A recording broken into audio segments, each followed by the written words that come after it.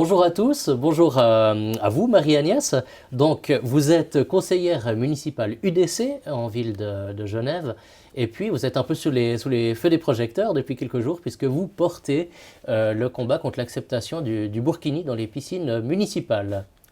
C'est un bon résumé, ça vous C'est un va? bon résumé et effectivement, on a lancé le référendum qui a été lancé officiellement hier. Donc on commencera les signatures dès ce week-end. D'accord, donc on va vous retrouver dans la rue tout soudain. Voilà, exactement. Ok, très bien. C'est un combat qui est difficile à porter, ce combat contre le burkini. Quel est le premier bilan, puisque vous êtes intervenu hein, au Conseil sur cette question? Tous les débats qui touchent de près ou de loin à l'islam sont des débats qui sont compliqués. Mhm. De toute manière, on sait qu'on s'expose et on sait que ça peut être extrêmement difficile. On peut recevoir beaucoup d'insultes. Et puis, Vous en avez déjà reçu? pas encore. Je ne me suis pas encore suffisamment exposée sur ce sujet-là. Mhm. Mais pour avoir eu d'autres sujets là-dessus, je sais que c'est très compliqué et puis le débat est difficile. Dans le sens où c'est typiquement le genre de débat où quand on commence à vouloir en discuter, Mhm. on est taxé d'islamophobe. Islamophone, Bob? phobe, Oui, oui. c'est pas un terme que j'utilise souvent. Et du coup, ça coupe tout le Mhm. débat.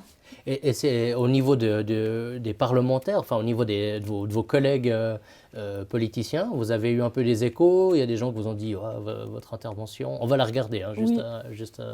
juste après. Quels ont été les retours? Alors, du côté de la gauche, j'ai eu tout un passage où j'accusais les femmes de gauche de soutenir un Mhm. islam radical, tout en se coupant une petite mèche de cheveux en soutien aux femmes iraniennes. Vous faites dans la polémique aussi. C'est ça la politique, c'est aussi ça. Mais oui, des fois, il faut trouver aussi des exemples un peu forts pour qu'elles se rendent peut-être compte aussi de l'absurdité Mhm. de leurs gestes.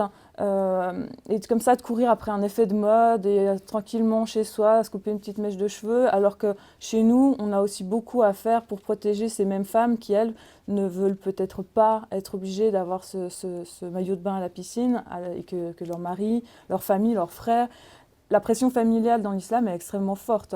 Donc si en plus on leur permet de s'afficher avec de tels habits, c'est Mhm. possible que certaines femmes elles ne puissent plus décider d'elles-mêmes ce qu'elles veulent porter à la piscine. Mhm. Alors, c'est pas il n'y a pas que les femmes musulmanes hein, qui souhaiteraient porter un burkini, disons, qui sont concernées par cette modification, puisqu'il est aussi possible désormais de faire seins nus dans les piscines municipales. Donc on voit que ça s'ouvre, si vous voulez, à gauche et à droite. Pourtant, vous vous engagez uniquement sur la question du burkini. C'est pas un peu avoir des œillères?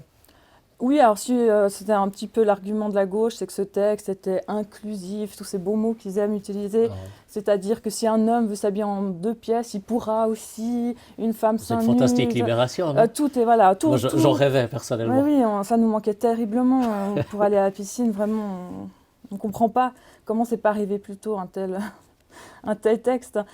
Non, Mais pourquoi s'engager spécifiquement sur le burkini alors que finalement vous êtes une conservatrice, vous êtes de sensibilité catholique, on peut le oui. dire. Pourquoi vous engagez sur cette question-là spécifique du burkini, qui, qu'on le veuille ou non, est plutôt liée à une certaine idée chez les personnes qui le défendent de la décence, Mhm. alors que finalement on a quelque chose. Enfin, c'est une remarque qu'on vous a fait. Hein, Alors, pourquoi s'engager sur ce qui relève de la décence, peut-être d'une décence mal comprise, contre ça et pas spécifiquement plutôt, je ne sais pas, contre les seins nus. Enfin, alors, tout à fait, c'est quelque chose, c'est un aspect auquel j'ai évidemment réfléchi avant de prendre position. Comme vous l'avez dit, je suis catholique. La pudeur est une vertu. La pudeur est quelque chose qu'on nous inculte dès notre enfance. hum, Il y a une notion de respect pour soi-même, pour son corps, et une notion de respect pour les autres. hum, Ça fait partie du vivre en société, justement. ouais, Mais quand on parle du burkini, c'est c'est plus une question de pudeur. Là, on part sur un thème qui est extrêmement lourd de sens. C'est un habit, c'est pas un simple maillot de bain, c'est un habit qui dit je suis musulmane, je porte en moi cette religion et je viens avec. Voilà, Alors, dans un lieu neutre, une piscine, où on est censé être un peu tous habillés pareil. Et c'est vraiment un étendard de l'islam radical. C'est ce que vous avez dit d'ailleurs durant votre intervention. Je propose Oui. qu'on la regarde maintenant quelques instants. Oui. En laissant entrer le burkini dans nos piscines, vous faites entrer un vêtement symbolique et hautement politico-islamiste. Il est la manifestation publique et ostentatoire d'une appartenance religieuse, une volonté claire de marquer l'espace public. Les extrémistes revendiquent par ce vêtement leur appartenance à l'islam radical, leur soutien à la charia et leur refus clair de s'intégrer. Alors vous faites dans votre intervention cette adéquation comme ça, vous dites entre burkini et islam radical. Alors c'est évidemment le burkini est lié à une appartenance religieuse. Maintenant la radicalité de cette foi, on peut quand même en discuter. Je veux dire la famille radicalisée, burkini ou pas, on peut imaginer que monsieur va pas forcément laisser sa femme aller se baigner toute une après-midi au milieu de gens topless pour les hommes, enfin et les femmes maintenant et les non-binaires très certainement. Est-ce que finalement là vous calquez pas un problème, l'islam radical, sur quelque chose qui est peut-être plus une sorte de moyen terme, disons, finalement, pour ces familles? Non, alors moi je pense vraiment que c'est un habit politique et ça j'en démordrai pas. Évidemment, il y a du radicalisme à différents degrés. Il y a ceux où elles peuvent même pas sortir de leur cuisine de toute leur vie. C'est encore à un autre niveau. Où ces femmes, effectivement, n'existent même pas au niveau de la société. Mais là, clairement, ce sont des femmes qui vont... C'est une sorte de manifestation dans des lieux publics qui sont censés être neutres.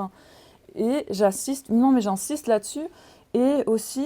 Mais vous voulez des lieux publics qui sont neutres du point de vue religieux? Vous n'avez pas envie que les la catholiques puissent piscine, s'exprimer mais à dans la piscine, rue, dans les je vais pas piscines? venir avec mon crucifix et Si puis, vous avez un crucifix autour du cou. une petite croix discrète, il n'y a aucun problème. Mais c'est aussi un symbole Elles religieux. peuvent aussi venir avec leurs petites mains de Fatima autour du cou. Je ne vais pas tomber de ma chaise non plus.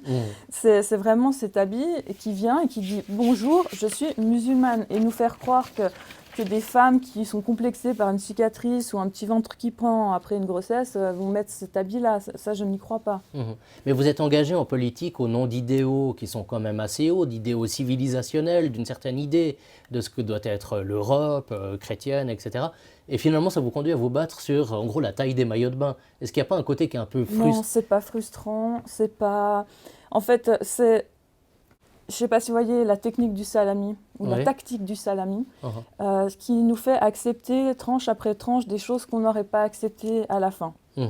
Ça, c'est quelque chose, j'avais fait une année à l'université en psychologie et puis en psychologie sociale.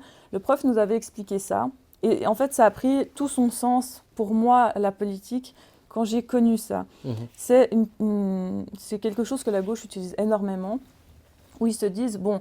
il nous avait cité l'exemple en Amérique en disant bon bah voilà, ils vont jamais accepter l'avortement, c'est impossible, c'est une société trop conservatrice, donc on va leur faire accepter petit à petit des choses, puis tout d'un coup ils vont se retrouver à dire bon bah ok à l'avortement, alors que 30 ou 40 ans avant ils auraient jamais pu l'accepter. Donc ça commence par je sais pas le préservatif, puis après la pilule, puis après la pilule du lendemain, et puis après et puis si la maman elle est malade et nanana, et s'il est handicapé. Et on accepte petit à petit les choses comme ça.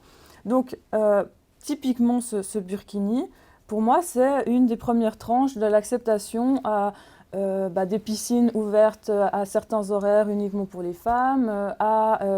Il y aura d'autres revendications et c'est un début à... Mais vous craignez qu'on entre dans une forme de totalitarisme, en quelque sorte. Oui. Mais le totalitarisme que l'on subit aujourd'hui, est-ce qu'il n'est pas plutôt woke, comme on dit, plutôt que musulman? Enfin, je veux dire, moi, je ne vois pas dans la rue jamais ma liberté me semble limitée par des musulmans dans ma vie de tous les jours, alors qu'on voit un état d'esprit général où, je ne sais pas, par exemple, un garçon qui fait du foot, attention, c'est de la masculinité toxique. Est-ce qu'on a... vous ne focalisez pas sur un élément qui est finalement assez marginal en Suisse, pour le moment? Non, mais parce que je comprends ce que vous voulez dire. Le problème, c'est que c'est de nouveau une porte ouverte à quelque chose qui est, malgré tout, extrémiste.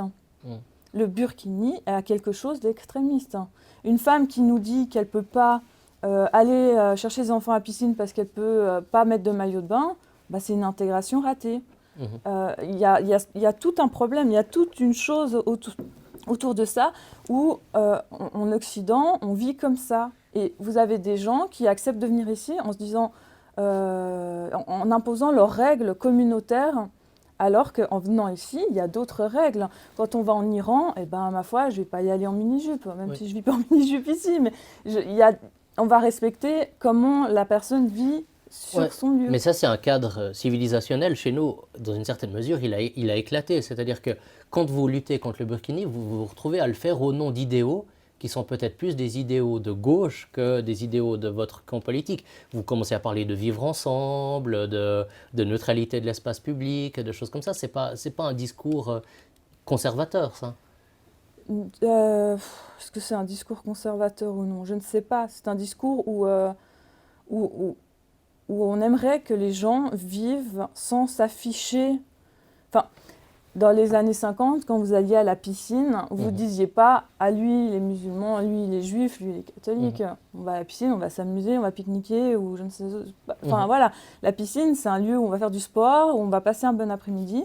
Ce n'est pas un lieu où on va manifester sa foi. C'est ça que je veux expliquer.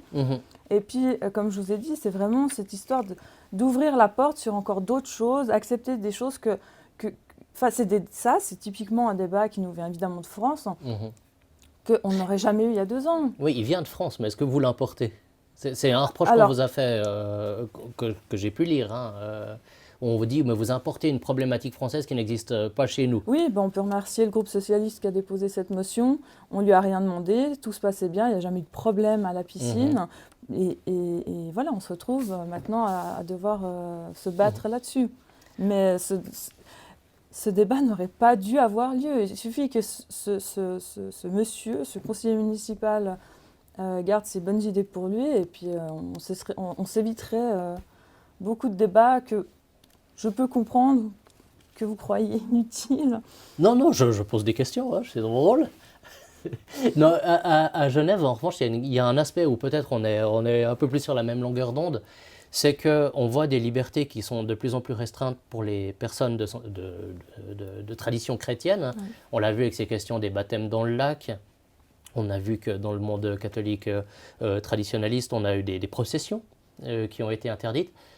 Et de l'autre côté, votre sentiment, c'est qu'on ouvre les vannes, quoi. Vous avez le sentiment aujourd'hui qu'à Genève, qui a une tradition laïque assez forte, disons, en tout cas plus forte que dans d'autres cantons suisses, cette laïcité aujourd'hui est plus favorable aux musulmans qu'aux chrétiens?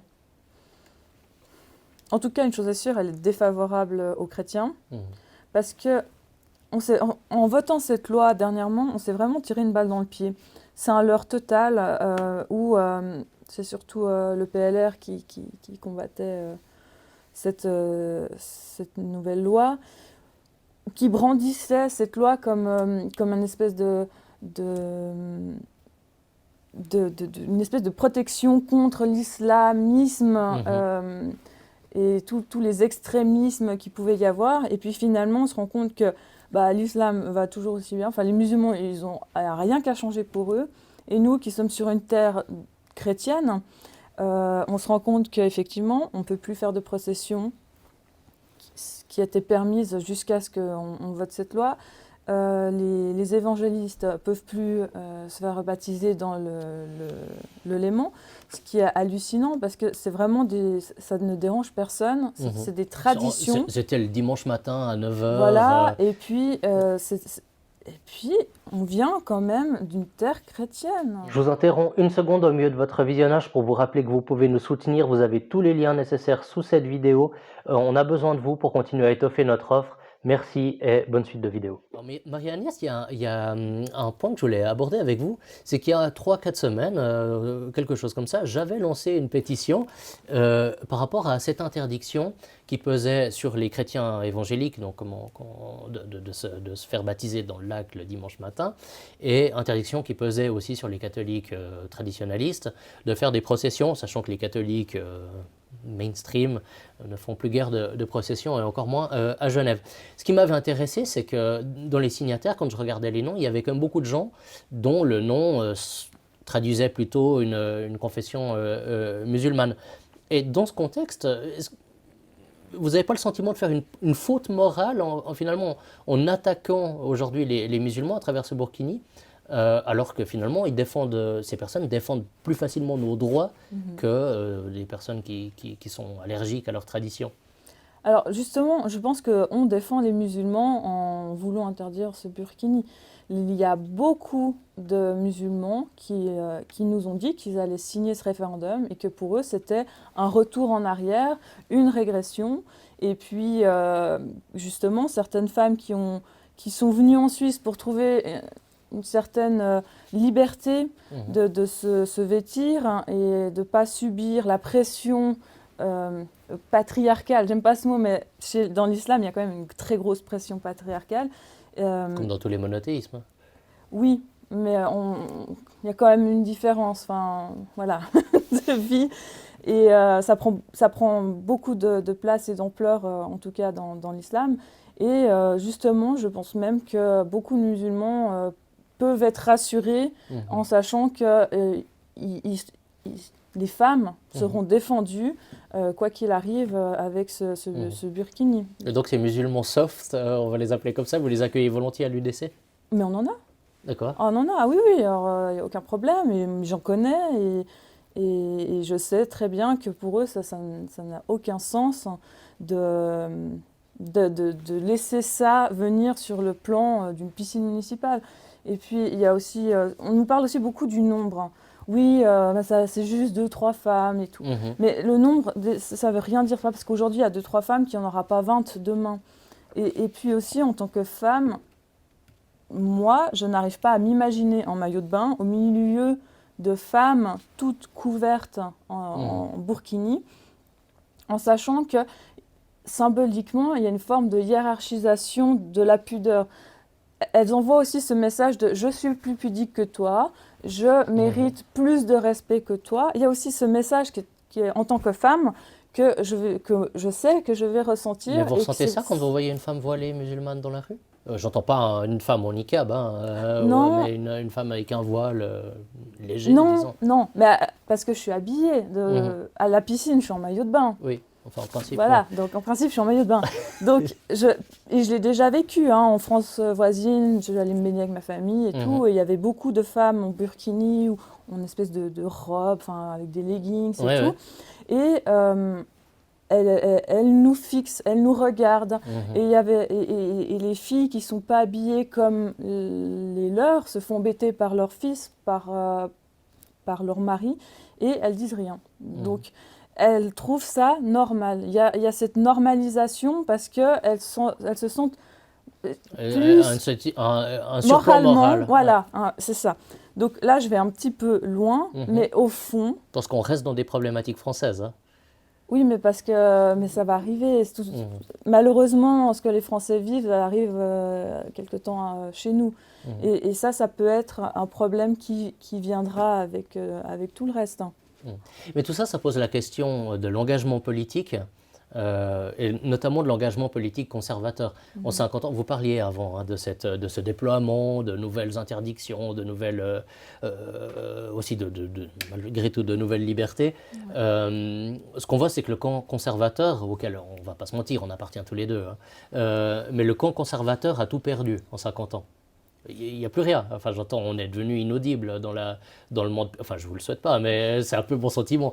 C'est qu'on est dans le champ politique, on a tout perdu. Tout ce qu'on croyait impossible, même il y a encore 5 ans, quand on voyait Conchita Wurst, on se disait mais mon Dieu, qu'est-ce que c'est que ce truc à l'Eurovision? Et puis aujourd'hui, on s'engage au Conseil national au nom de sa non-binarité pour représenter les personnes non-binaires. Donc il y a eu une accélération, on n'est plus crédible, quoi. Est-ce que vous partagez ce sentiment, quoi? Alors, comme je vous l'avais dit, moi je suis moins pessimiste que vous là-dessus.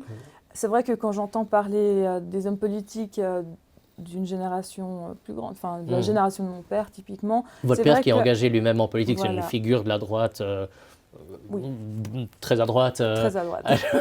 à Genève depuis une quarantaine d'années. Ah oui, hein, oui, ça on fait bien précise. 40 ans. Oui, oui. Et effectivement, je pense que cette génération-là a une véritable notion de tout ce qui a été perdu, Mhm, une notion d'un combat perdu, que peut-être notre génération, on n'a pas. mhm, Et je pense qu'on a ce bagage un peu moins lourd à transporter sur les épaules, on a moins de comparaisons à faire. Et puis moi, au contraire, je me réjouis de me rendre compte que je vois sur les réseaux sociaux des gens de droite, des hommes, des femmes, typiquement qui font des vidéos, qui ont un discours autre que celui qu'on entend mhm. constamment.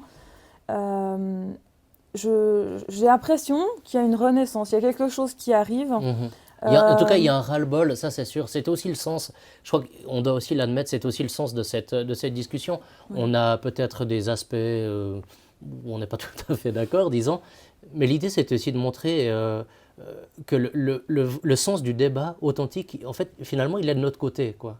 Je pense que Oui. c'est quelque chose, en tant que femme politique de droite, est-ce que c'est quelque chose que vous percevez que, bon, vous êtes toujours sur la défensive en quelque sorte? Écoutez, en fait, je pense qu'à force, on se fait. Ouais. Et puis, on a la peau qui dit un petit peu plus épaisse pour supporter beaucoup de choses. Donc, c'est vrai que je me rends compte qu'avec le temps, je ne sais pas si c'est autour de moi que ça a changé, c'est moi-même qui ai changé. Mais je me souviens quand j'étais adolescente, Mhm. typiquement, être conservateur, c'est un gros mot, c'était limite une insulte. Moi, aujourd'hui, quand on me dit « Ah bah t'es conservateur », moi, c'est une fierté Ouais. totale. Et puis, j'entends de plus en plus de gens dire « Oui, oui, je suis conservateur ». Mhm. Donc, j'ai le sentiment, en tout cas avec ce que je vois autour de moi, c'est que les gens le disent hein, sans avoir une crainte Mhm. et en sont fiers.